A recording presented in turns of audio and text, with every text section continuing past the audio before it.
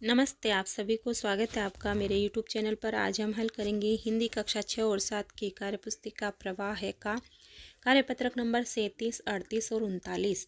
हम इन कार्यपत्रकों की ओर बढ़ें उससे पहले मैं चाहूँगी कि अभी तक आपने मेरा चैनल सब्सक्राइब नहीं किया है तो चैनल को सब्सक्राइब करें। वीडियो पसंद आए तो लाइक और शेयर करें।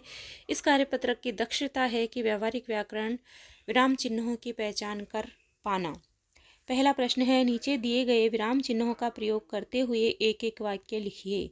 इसमें पहला जो चिन्ह बना है वह है प्रश्नवाचक चिन्ह। इसमें हमने वाक्य बनाया है आपका नाम क्या है और लास्ट में प्रश्नवाचक चिन्ह का प्रयोग किया है।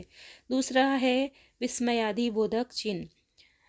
इसमें हमने वाक्य बनाया अरे देखो कितना सुंदर बगीचा है, तो इसमें अरे के बाद में हमने विस्मयादिबोधक चिन्ह लगाया है। और यहीं ये लगता है, अधिकतर ऐसी चीज़ों में लगता है जो आश्चर्य कर देती है या बहुत ज़्यादा दुख देती है। तीसरा है, इसमें जो निशान है वह है उसको हम कहते हैं फुल स्टॉप या पूर्ण विराम।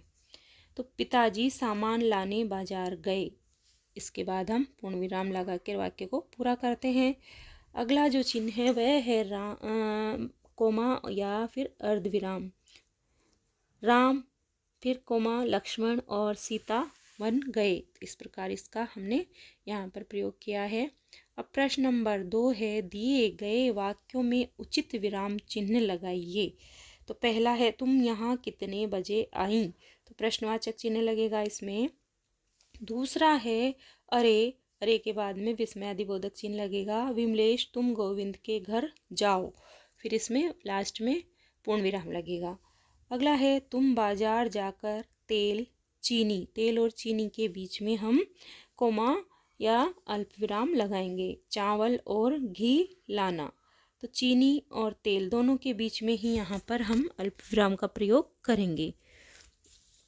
अगला है मेरा नाम सिम्मी और मेरी बहन का नाम सानू है, तो इसमें हम लास्ट में पूर्ण विराम लगाएंगे और इन वाक्यों को हम पूरा करेंगे। प्रश्न नंबर 3 है, दिए गए वाक्यों को पढ़िए और कोष्टक में पूछे गए विराम चिन्हों पर सही का निशान लगाइए।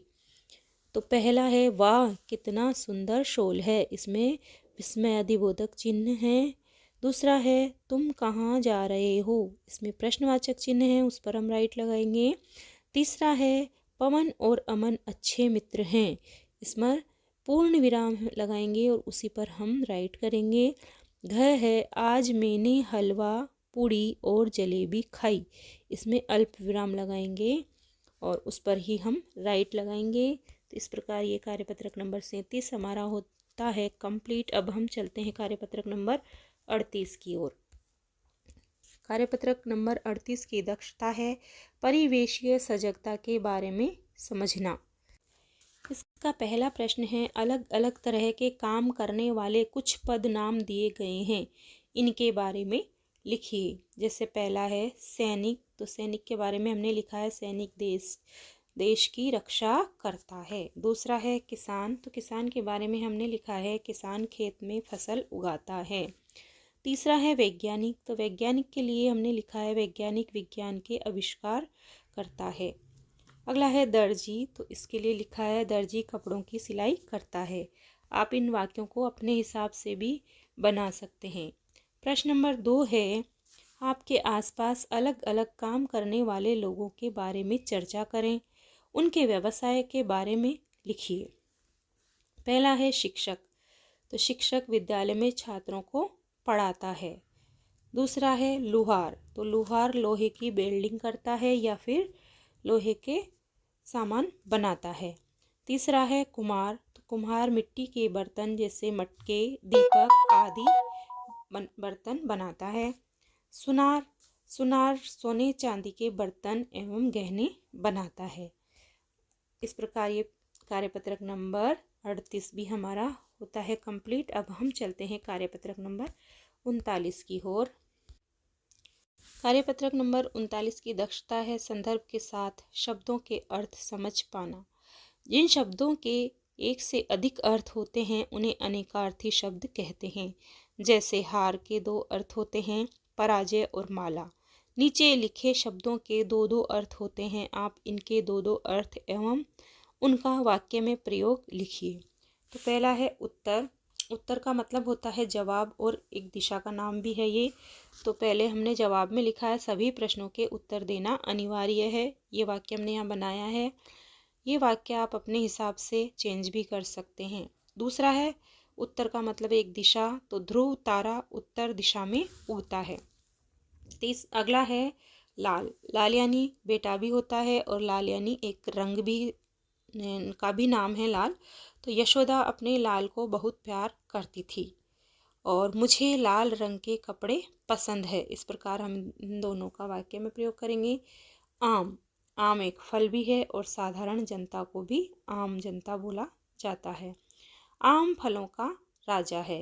ये तो हमने ऊपर वाले का करा और नीचे वाले का होगा यह है आम रास्ता है, यानी साधारण जनता का आने जाने का रास्ता है, इस पे सब आ जा सकते हैं। अगला है अर्थ। अर्थ का मतलब होता है और धन भी होता है। तो उपवन का अर्थ क्या है? हमने यहाँ पर प्रश्नवाचक वाक्य बनाया है। धन में लिखा है हमने जीवन अर्थ बिना व्यर्थ है। अगला है भाव। भाव का मतलब होता है कीमत भी होता है और मनोदशा, यानी मन के भाव जो होते हैं वह। अब कीमत का जो है वो लिखा है हमने आलू का भाव 40 रुपये किलो है। इसी प्रकार नीचे मनोदशा वाले में लिखा है भक्ति भाव से भगवान की पूजा कीजिए। अगला है व्यंजन। व्यंजन का मतलब पकवान भी होता है और वर्ण भी होता है। तो इसमें हमने लिखा है दीपावली पर माँ ने तरह तरह के व्यंजन बनाए। वर्ण की पहचान बिना पढ़ नहीं पाएंगे। दूसरा वाक्य से बनाया है। अगला है हल। हल का मतलब होता है समाधान और एक खेत जोतने का साधन। तो ऊपर वाले में हमने लिखा है 5 में से एक प्रश्न का हल नहीं मिला। नीचे वाले में हमने लिखा है किसान खेत में हल जोत रहा है। लास्ट है वार। वार का एक मतलब होता है हमला और दूसरा दिन। तो हमला वाले में हमने लिखा है शेर ने हिरण पर वार कर दिया और दिन वाले में हमने लिखा है आज सोमवार है। इस प्रकार एक कार्यपत्रक नंबर 39 भी हमारा होता है कंप्लीट। तो आज हमने करे हैं कार्यपत्रक नंबर 37, 38 और 39 तीनों एक साथ पूरे करे हैं। आप भी अपने कार्यपुस्तिका में इन सभी कार्यपत्रकों को कंप्लीट करें और साफ साफ सुंदर सुंदर राइटिंग में लिखें। Thanks for watching.